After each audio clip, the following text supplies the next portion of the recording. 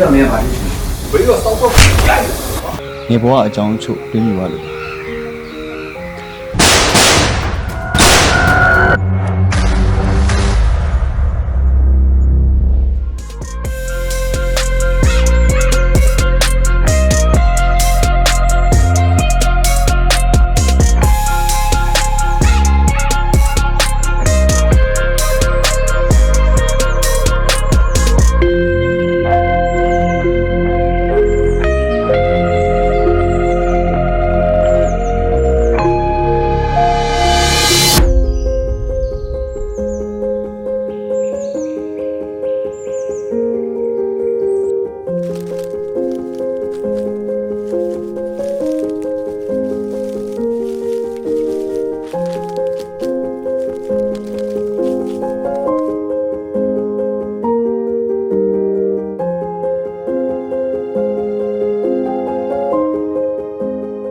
ဒီနေရာလေးကရမ်းလာတာပဲနော်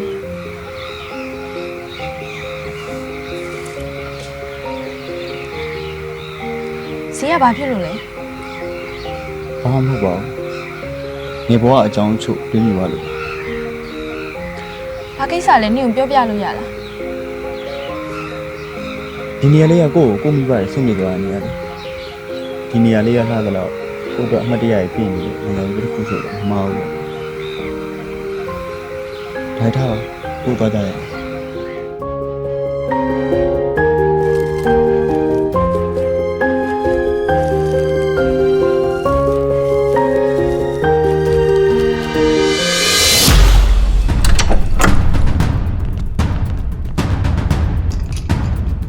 မင်းကဘာကိစ္စကြော်သွား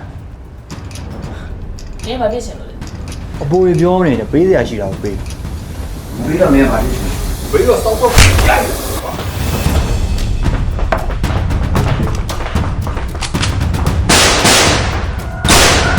ညီမတနိုင်ငံလုံးမှာရှိကြတဲ့ကားချစ်သူပေးတယ်ခင်ဗျာအိမ်စီးကားတန်းတန်လေးတွေစီးကျင်တယ်ဆိုရင်ဖြစ်ကျွန်တော်တို့ရဲ့ကေတုမလီရှိုးတော့ကိုကြွားခဲ့ပါလို့ကျွန်တော်ကြော်သူကဖိတ်မှန်ကပြပါတယ်